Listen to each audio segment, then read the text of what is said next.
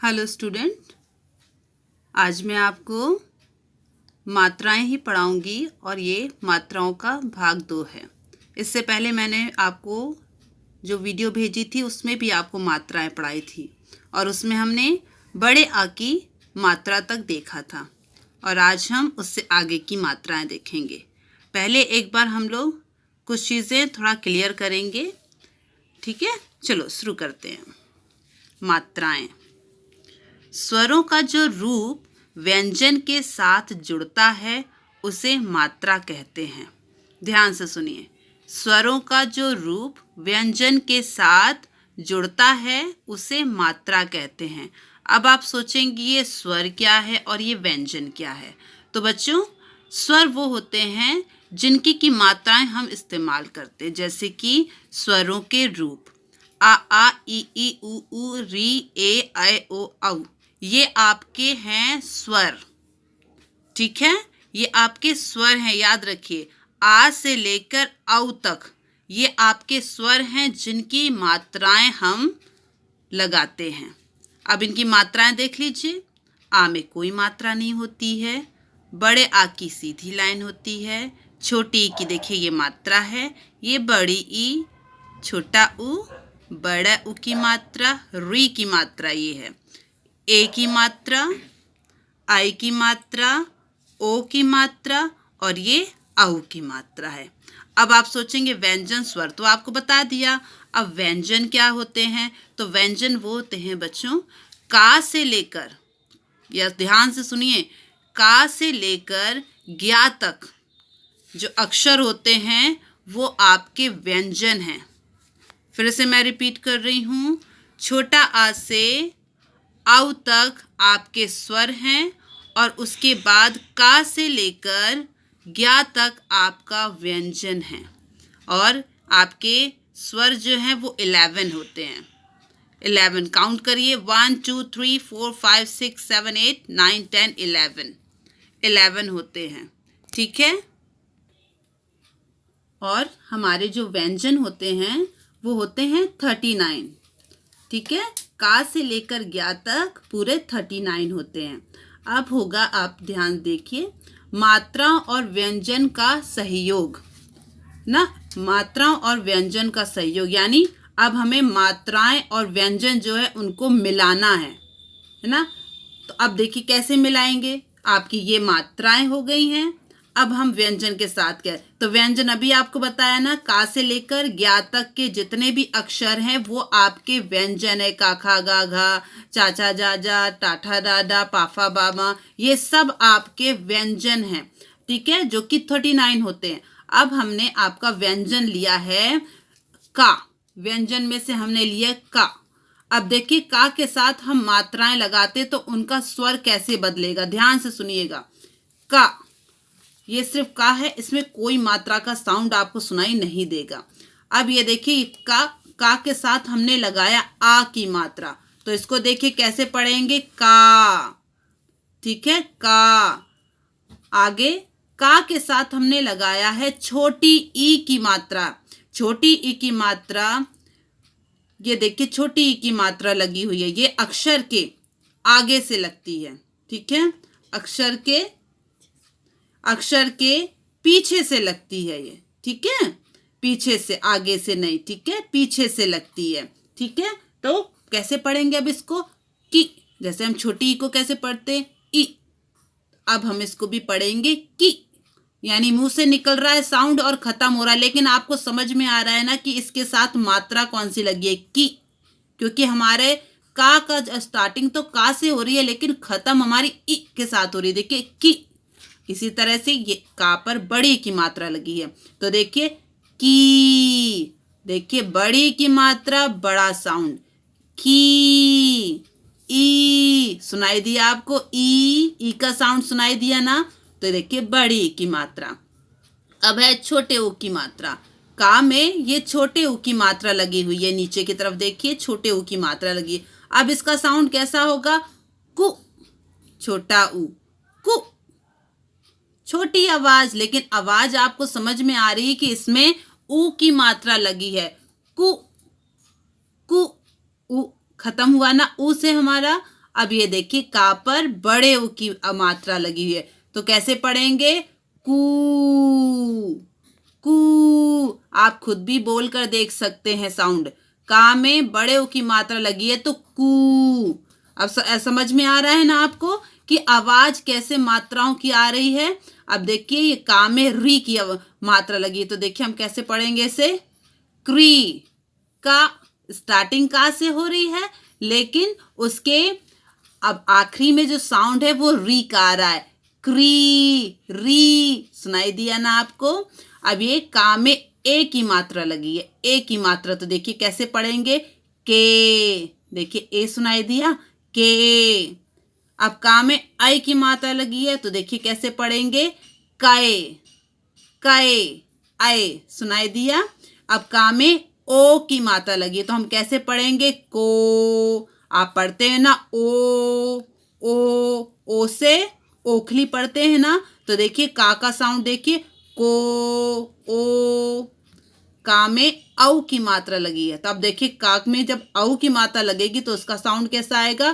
काओ, काओ, आओ। सुनाई दिया? आओ, काओ, आओ। सुनाई दिया ना? का के साथ औ का साउंड आ रहा है। सुनाई दिया आपको? फिर से आप बोल के देखिए, काओ। इसी तरह से हम जब मात्राएं लगाते हैं किसी अक्षर के साथ, तो उस अक्षर की आवाज के साथ मात्राओं की आवाज भी आती है।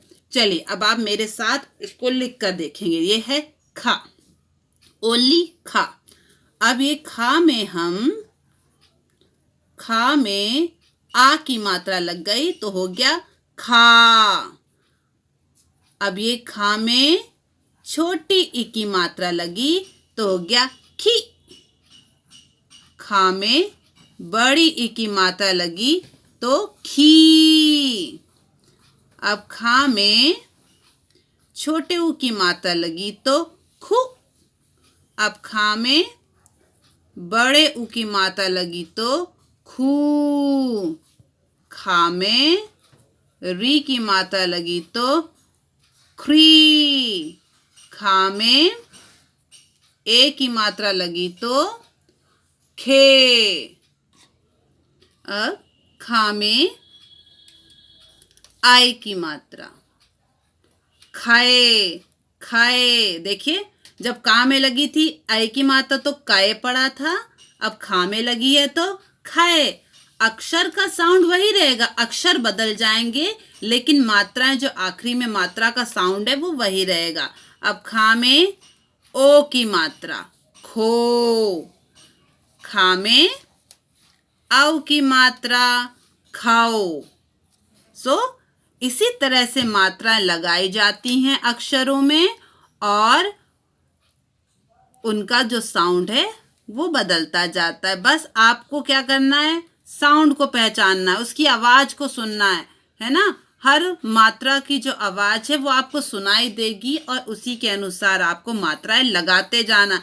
लिखने में भी आपको मात्राएं ऐसी लगाई जाती है। जब हम रीडिंग करते हैं, जब आप किताब को पढ़ते हैं ना, तो मात्राओं में अटक जाते हैं ना, तो अगर आपको पता है कि ये मात्रा इसमें लगेगी तो इसका आवाज कैसी आ रही है, तो आपको पढ़ने में कोई भी परेशानी नहीं होगी। अब ये गा है, अब गा की ये जो मात्राएं लगेंगी है ना, औ तक यहाँ पर, वो आप अपने आप लगाइए और अपनी कॉपी में इसको लिखिए। चलिए आगे बढ़ते हैं। रा। अब एक रा के साथ क्या है? रा के साथ जब ऊ की मात्रा लगती है, ध्यान देने वाली बात है, जब रा के साथ छोटे ऊ की मात्रा लगेगी तो बच्चों इस तरह से लिखा जाता है, रू, रुपया। ध्यान दीजिए, रुपया। और अगर रा के साथ बड़े ऊ की मात्रा लग रही है, ध्यान दीजिए, रा के साथ अगर बड़े ऊ की मात्रा है तो देखिए बिल्कुल ये लगेगी, उसकी बड़े ऊ की मात्रा की जैसे लगेगी, रूठना। इसी तरह से लिखा जाता है। ठीक है, चलो अब एक चीज और ध्यान दीजिए, स्वरों की संख्या कितनी होती? मैंने आपको बताया 11 होती है। ठीक है, और व्यंजनों की संख्या कितनी होती है? 39 होती है। ठीक, तो मैं आपको मात्रा अच्छे से समझ में आई बच्चों। इसके बाद मैं मात्रा की क्लास नहीं लूंगी, अब आपका सीधे बुक से आपके जो चैप्टर हैं वो पढ़ाऊंगी। इसलिए मैंने आज की वीडियो में आपको सारी मात्राएं बिल्कुल अच्छे से समझाई, उनकी आवाज भी समझाई है है ना। तो जब आप घर में पढ़ोगे ना तो ऐसी ही मात्राओं को बोल बोल के पढ़िए। अब मैंने तो सिर्फ का और खा और गा लिया है, आप कुछ भी ले सकते हैं। आप चा ले सकते हैं, छा ले सकते हैं, या ले सकते हैं, पा ले सकते हैं, कुछ भी व्यंजन में से कोई भी अक्षर लीजिए और उसके साथ आप सारी मात्राएं लगा के देखिए और फिर उसको रीड करिए, पढ़िए कि उनका साउंड कैसा है।